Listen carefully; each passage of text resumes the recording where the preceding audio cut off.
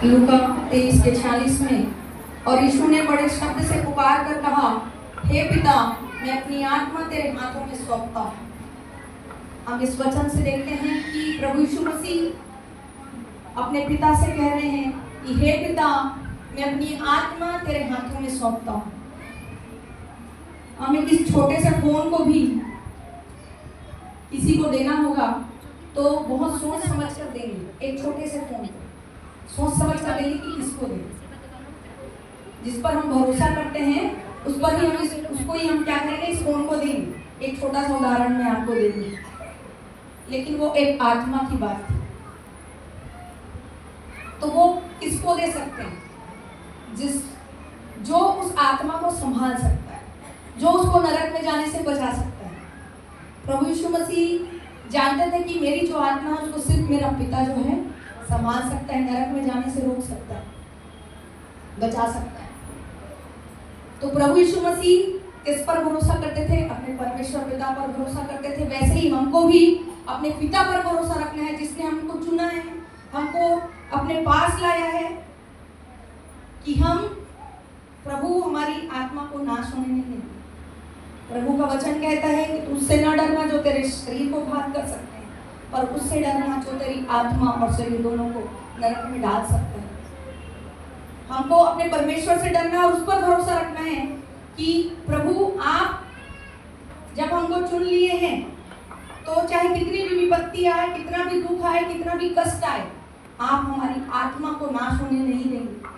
और हमको जैसे प्रभु यीशु मसीह अंत तक बने रहे, वैसे ही हमको भी बने रहे हैं, क्योंकि प्रभु यीशु मसीह इस धरती पर इसलिए आए क्योंकि वो पिता की आज्ञा को पूरा करना चाहते हैं। वैसे ही हमको भी इस धरती पर प्रभु की आज्ञा को, पिता की आज्ञा को पूरा करना है। वचन क्या कहता है? भजन संहिता 31:5 में, मैं अपनी आत्मा को तेरे ही हाथ में सौंप देता हूँ। हे यहोवा, हे सत्यवादी ईश्वर, तूने मुझे मोल लेकर मुक्त किया है। ये पहले ही दाऊद ने इस बात को वचन में कह दिया था कि ये होने वाला है। प्रभु यीशु मसीह अपनी आत्मा को परमेश्वर को सौंपने वाले हैं, क्योंकि हमारा पिता ही हमारी आत्मा को बचा सकते हैं। पहला पत्रस 2:23 वचन कहता है, वह गाली सुनकर गाली नहीं देता था और दुख उठाकर किसी को भी धमकी नहीं देता था, पर अपने आप को सच्चे न्याय के हाथ में सौंपता था। प्रभु यीशु मसीह चाहते परमेश्वर के पुत्र होकर तो वो उनके गाली के बदले में उनको जवाब दे सकते थे। वो चाहते उनके मार के बदले में उनको जवाब दे सकते थे। इतना कष्ट उन्होंने इसलिए सहा क्योंकि वो हमको मुक्त करना चाहते थे। और प्रभु यीशु मसीह ने इतना सब कुछ सहने के बाद भी अपने आप को उस सच्चे न्याय के हाथ में सौंप दिया। हमारे भी जीवन में दुख और विपत्ति आएंगी, लेकिन हमको अपने परमेश्वर पे, अपने पिता पे भरोसा रखना है और हमको सब कुछ अपने न्याय परमेश्वर के हाथ में सौंप देना है, क्योंकि प्रभु यीशु मसीह का सच्चा न्याय नहीं किया गया था। प्रभु यीशु मसीह को उनका कोई भी दोष उन पर नहीं लगा, उसके बावजूद उनको क्रूस पर चढ़ाया गया। लेकिन हमारे पिता ने सच्चा न्याय किया और उनको महिमा में, परमेश्वर ने ये महिमा दी कि उन्होंने उनको अपने दाहिनी ओर बिठाया और 3 दिन के बाद उनको पुनः जीवित किया। यही परमेश्वर का सामर्थ्य है। परमेश्वर ने प्रभु यीशु मसीह को महिमा दी क्योंकि उन्होंने अपने हर एक तकलीफ, हर एक कष्ट को जो उनको मिला इस धरती पर, हर एक दोष जो उन पर लगाया गया, हर एक गाली जो उनको दी गई, उसको उन्होंने सच्चे न्याय के हाथ में सौंप दिया। हमारा पिता सच्चा न्याय है और वही हमारा सच्चा न्याय करेंगे। हम देखते हैं कि कैसे प्रभु यीशु मसीह परमेश्वर पर भरोसा रख रहे हैं। वचन कहता है यूहन्ना 6:38 में, क्योंकि मैं अपनी इच्छा नहीं वरन अपने भेजने वाले की इच्छा पूरी करने के लिए स्वर्ग से आया हूँ।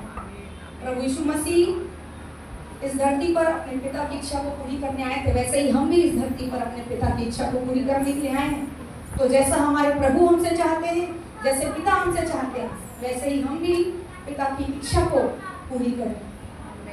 वचन कहता है यूहन्ना 3:35 में, पिता पुत्र से प्रेम रखता है और उसने सब वस्तु उसके हाथ में दे दी। सब कुछ प्रभु यीशु मसीह के हाथ में था। ऐसा नहीं था कि वो उनकी मृत्यु किसी व्यक्ति की मर्जी से हुई थी, नहीं। ये पिता और पुत्र की एक विशेष योजना थी जो हमारे लिए थी, हमको छुड़ाने के लिए थी, हमको बचाने के लिए थी, हमको अनंत जीवन देने के लिए थी। और वचन कहता है कि सब वस्तुएं प्रभु यीशु मसीह के हाथ में थी, उनका जीवन भी उनके हाथ में। उन्होंने जब वचन कहता है और यह कहकर प्राण छोड़ दी, तो उन्होंने अपने प्राण को छोड़ा, उनके प्राण को लिया नहीं गया। उन्होंने अपनी मर्जी से अपने प्राण को दिया, क्योंकि उनको वो अधिकार पिता के द्वारा मिला था। वचन कहता है क्योंकि यूहन्ना 5:26 में, क्योंकि जिस रीति से पिता अपने आप में जीवन रखता है, उसी रीति से उसने पुत्र को भी यह अधिकार दिया है कि अपने आप में जीवन रखे। प्रभु यीशु मसीह के पास अधिकार था, वो अपनी मर्जी से जीवन को अपने पास रख सकते थे और अपनी मर्जी से उन्होंने मृत्यु को स्वीकार किया। यह उनकी इच्छा थी। सारा काम जब उन्होंने देखा कि पूरा हो चुका, उसके बाद उन्होंने अपने प्राण को त्यागा।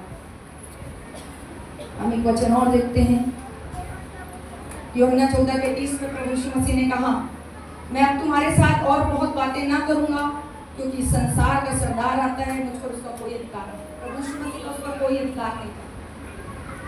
वैसे ही हमको भी पूरी कोशिश करना है कि हम अपने चाल चलन में, अपने स्वभाव में प्रभु के वचन के अनुसार चलें, ताकि हम प्रभु की इच्छा जो हमारे लिए योजना और इच्छा है उसको हम पूरा करें।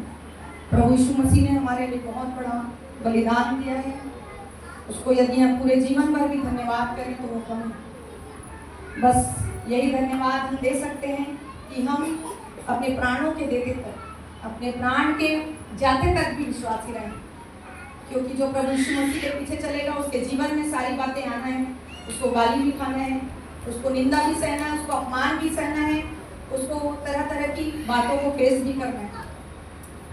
लेकिन हम प्रभु यीशु मसीह की तरह और प्रभु के चेले स्तिफनुस की तरह हम देखते हैं प्रेरितों